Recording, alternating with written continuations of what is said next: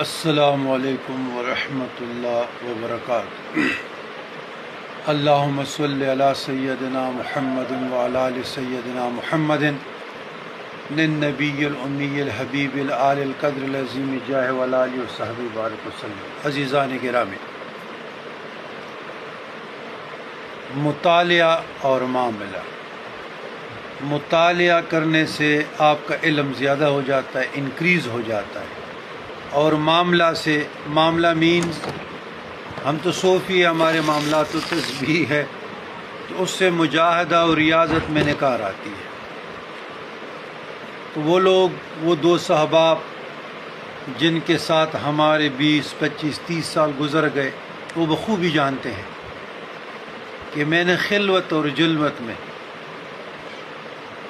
گاڑی میں بیٹھا تو تب بھی میرے ہاتھ میں تسبیح، یا جنازے میں گیا تب بھی تسبیح، یا درستخوان پہ بیٹھ گئے تب بھی ذکر، کسی کو محسوس ہو یا نو 100، یہ 100 تو میرے ہاتھ میں ہوتے ہیں۔ قبرستان میں گئے، پولیس اسٹیشن گئے، آفیسز گئے، یا district, lower courts, high courts, زندگی میں نشیب و فراز آتے ہیں تو الحمدللہ ہم ذکر سے رہے۔ اور جو میرے مشائخ عظام تھے، تو میں آپ کو اپنے مشائخ میں سے 2-3 کی مثالیں دیتا ہوں کہ شیخ المشائخ رئیس الابدال الحاج محمد الڈن بابا جی رحمۃ اللہ علیہ ساری زندگی اپنی مسجد میں رہے، اپنی خانقاہ میں رہے، صرف حج عمرے کے لیے یا جنازے کے لیے جاتے تھے اور نہیں۔ تو ہمیشہ اس کی آنکھیں نیچے ہوتی تھی، اور خاندان قادریہ میں ریڑھ کے ہڈی ہوتے تھے، اور وہ 1000 تسبیح اور آنکھیں بند جو بھی آتے، مصافحہ بھی، اور اپنے ذکر میں مشغول رہتے تھے۔ پھر ہمارے والد گرامی عارف ربانی غوث سمدانی قندیل نورانی سلطان الاولیاء بابا دیوان شاہ پشوری رحمۃ اللہ علیہ رحمان، وہ اللہ صمد بہت پڑھتے تھے، اور کثیر السلاسل بھی تھے، کبھی 1000 کبھی 500 مرتے دم تک، اس روح بھی جب اس کی نکلی تھی قادریہ کے اسباق میں، اور 500 تسبیح اس کے ہاتھ میں تھے۔ تو پھر جناب شیخ المشائخ قطب ربانی غوث سمدانی محمد عبدالسلام پیر سباق بابا جی ہمیشہ اپنی خانقاہ میں رہتے تھے، حج عمرے کے لیے جاتے تھے، بس اسی طریقے سے۔ اور ہمارے بہت بزرگان دین جن سے ہم فیضیاب ہیں، ہم نے فیض پایا ہے، شیخ المشائخ شیخ القرآن والحدیث حضرت شوڈاک بابا جی رحمۃ اللہ علیہ، بہت اور بزرگان دین۔ کہنے کا مقصد یہ ہے کہ بڑی تھوڑی عمر میں سجادہ نشین ہوا تھا، لیکن میں نے یہ نہیں کہا کہ میں بڑے باپ کا بیٹا ہوں، بڑے نسب سے تعلق رکھتا ہوں، خانوادے سے تعلق رکھتا ہوں، مریدوں کے ہاتھوں کو دیکھتا تھا، نہیں۔ میں نے اپنے ظاہری علم پہ اور اپنے باطنی علم پر فوکس کیا تھا کہ یہ میری رسپانسبلٹی ہے، ذمہ داری ہے۔ اسی میں تقریباً لگ بھگ 40 سال گزر گئے، لیکن ابھی بھی مجاہدہ اور ریاضت، تمام تقریباً پروگرامز میرے کینسل ہیں۔ صرف چشتیہ میں جو سالانہ 1-2-3 دن کا محفل میراد عرس ہوتا ہے، ادھر جانا ہوتا ہے، یا اپنا سالانہ اکتوبر میں جو ہمارے بزرگان دین کا، اپنے گھر میں رہتا ہوں۔ ایون کہ اگر آپ مجھ سے پوچھیں تو یہ میرے ساتھ شہر میں رہتا ہوں، اللہ مجھے معاف فرما دیں، 1 سال سے زیادہ عرصہ گزر گیا، تقریباً 2 سال ہو گئے۔ ایک مرتبہ موٹر وے کے لیے تیل ڈال کر اس طرف جا رہا تھا اور ایک مرتبہ وہ چشتی ہورس کے لیے، میں نے بازار پہ اسلام آباد شہر بھی نہیں دیکھا۔ اور اس طرح پشاور میں جاتا ہوں سیدھا قبرستان یا کوئی غمی بیشی، وہاں مردان میں پھر بہنوں کے ساتھ اسٹے اور پھر سیدھا آ جاتا ہوں۔ یہ ہماری زندگی ہے۔ لیکن مجھے ان لوگوں پہ، ان مریدین پہ مجھے کہ ہم نے ایک ایک لفظ جہاں سے خیر ملا ہم نے اکٹھا کیا، ان لوگوں کو مفت میں ملا، اور اتنی شرم و حیا بھی نہیں ہے کہ 2 دن مرید نہیں ہوئے کہ 2 دن ہوئے اور ہم نے اتنا دل کھول کر ان کو دے دیا۔ کوئی کہتے حمزاد مل جائے، کوئی کہتے دست غیب مل جائے، کوئی کہتے موکل مل جائے، کوئی کہتے جن مل جائے، کوئی کہتے تیسری آنکھ مل جائے، کشف مل جائے، کشف القبور مل جائے، کشف القبور مل جائے۔ یہ شرم و حیا کا حال ہے۔ تو تیزی سے سوچ رہا ہوں کہ مزید خانقاہ تک تو محدود ہوں کہ یہ جو سوشل میڈیا کے رابطے ہیں میرے خیال میں یہ بھی ختم ہونی چاہیے۔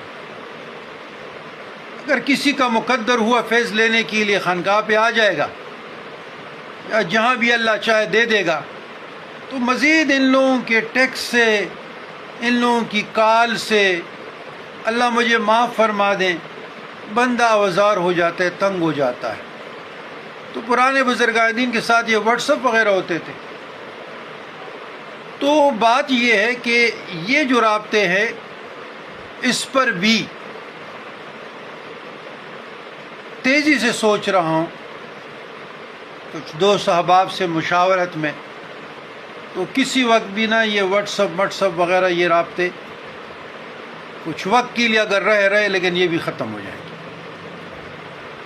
اور جس کا مقدر ہوا، جو خالص طالب ہوں گے، جو ریا نمود و نمائش سے دور ہوں گے، جو اللہ کی رضا کے لیے آئیں گے، اس کا راستہ کوئی نہیں روک سکتا، وہ پہنچ جائیں گے۔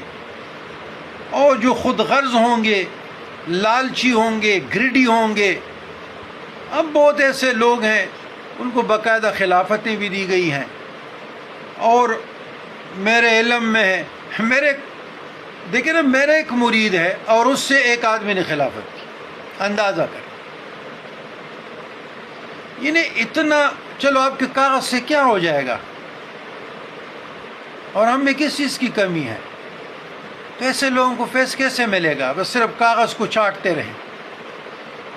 تو بڑے درد دل سے کہتا ہوں کہ فی زمانہ یہی چاہتے ہیں کہ جی میرا خانقاہ بن جائے اور گاڑی آ جائے اور حق حقوق ہو، ریا و نمود و نمائش ہو۔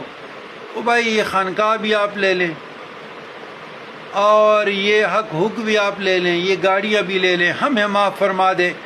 ہم نے اللہ اور اللہ کی رضا کے لیے، اور جو میرے بزرگان دین نے مجھے خیر دیا ہے، اللہ خلوت اور جلوت میں مرتے دم تک اسے مجھے رکھیں۔ اور اس پرفتن دور میں دعائیں کر سکتا ہوں، اللہم استرنا بسترک الجمیل فی الدنیا والآخرہ، کہ اللہ تبارک و تعالی ہمارے مخلصین، متقدین، دوست احباب، ان کو شاد رکھے، آباد رکھے۔ جو لالچی لوگ ہیں، جو خود غرض لوگ ہیں، جو مطلبی لوگ ہیں، وہ انشاءاللہ ہمارے ساتھ نہیں ٹھہر سکیں گے۔ کوئی بہانہ بن جائے گا، دور چلے جائیں گے، ختم ہو جائیں گے، اس کے رابطے کمزور پڑ جائیں گے، اور ہمیں ایسے لوگوں کی ضرورت بھی نہیں ہے۔ ہمیں خالص لوگوں کی ضرورت ہوتی ہے جو اپنے آخرت کے لیے کام کرے، اپنی اصلاح کے لیے کرے، اپنے اصلاح معاشرہ کے لیے کرے، بغیر کسی لالچ کے، نہ موکل کے لیے، نہ جن کے لیے، نہ کشف کے لیے، نہ خلافت کے لیے، نہ پیری کے لیے، نہ مریدی کے لیے، نہ خانقاہ کے لیے۔ جن کے وجود میں یہ مطلبی چیزیں آ جائیں، خود غرضی آ جائے، یہ خواہشات آ جائیں، وہ کہاں قرب الہی پا سکتا ہے؟ وہ اس کو کیسے رضا الہی ملے گی؟ اس پر معرفت الہی کی کھڑکی کیسے کھلے گی؟ تو جب تک ایک سالک 3 وقت اس دور میں زیادہ نہیں پڑھ سکتے، 3 لوگوں کی وقت کی جب تک آپ حفاظت نہیں کریں گے، آپ کامیابی کے پہلے خزینے پہ سیڑھے پہ آپ چڑھ نہیں سکتے۔ نمبر 1، تہجد یعنی رات کا کسی بھی یا عشاء کے بعد یا بوقت تہجد 1 گھنٹہ، اس کی حفاظت سالک پہ فرض ہے۔ صبح طلوع آفتاب تک، نماز سے لے کے طلوع آفتاب تک، یہ 1-1.5 گھنٹہ کی حفاظت سالک پہ فرض ہے، واجب ہے۔ اور عصر سے مغرب تک، جب تک سالک ان 3 ٹائموں کی حفاظت نہیں کرے گا، مشکل ہے کہ اس پہ کامیابی کے دروازے کھل جائے، بہت مشکل۔ اور یہ نہیں کہ آپ نے وہ پڑھ لیا، یہ ساری زندگی کا سودا ہے۔ خلوت جلوت الطریق کلو ادب، تو یہ ساری چیزیں ادب سے ملتی ہے۔ ریا، نمود و نمائش، خوشامد گر جتنا بھی بن جائے اس کو یہ نہیں ملے گی۔ تو بعض ایسے لوگ آتے ہیں کہ اس نے 20 سال 10 سال 30 سال جب میں دیکھتا ہوں طریقت میں لگائے ہوتے ہیں، اور وہ بیچارے انہوں نے بزرگان دین کی خدمت بھی کی ہوتی ہے، سب کچھ لٹا کے پھر بھی اس کو کچھ نہیں مل رہا۔ تو ہماری کوشش یہ ہوتی ہے کہ ان کی دلجوئی کے لیے، ان کی استقامت کے لیے، اس راستے کی میں چلنے کا جو اس کا ریٹرن ہے وہ دیا جائے۔ تو پھر اس کو ہم کچھ دنوں میں اس کو نوازتے بھی ہیں، سمجھاتے بھی ہیں، ان کے لیے دعا گو بھی ہے، اور ان کے لیے ذرا نظر توجہ زیادہ کرتے ہیں، چاہے وہ ہمارے ساتھ نزدیک ہو یا دور ہو، یہ میٹر نہیں کرتا۔ تو تاکہ یہ تصوف میں رہے، اپنے بھی اصلاح نفس کرے، مخلوق کی بھی کرے، ایسے لوگ فلاح پاتے ہیں۔ اللہم انی اسألک العفو والعافیۃ فی الدین والدنیا والآخرہ، اللہم ربنا آتنا فی الدنیا حسنۃ وفی الآخرہ حسنۃ وقنا عذاب النار وادخلنا الجنۃ مع الابرار یا عزیز یا غفار یا رب العالمین۔ اللہم استرنا بسترک الجمیل وافوض امری اللہ ان اللہ بصیر بالعباد۔ اللہم انی اسألک العفو والعافیۃ فی دینی ودنیا واہلی ومال۔ اللہم استرنا بسترک الجمیل فی الدنیا والآخرہ، وصلی اللہ تعالی علی خیر خلقہ ونور عرشہ وزینۃ فرشہ وقاسم رزقہ سیدنا محمد وآلہ وصحبہ اجمعین برحمتک یا ارحم الراحمین۔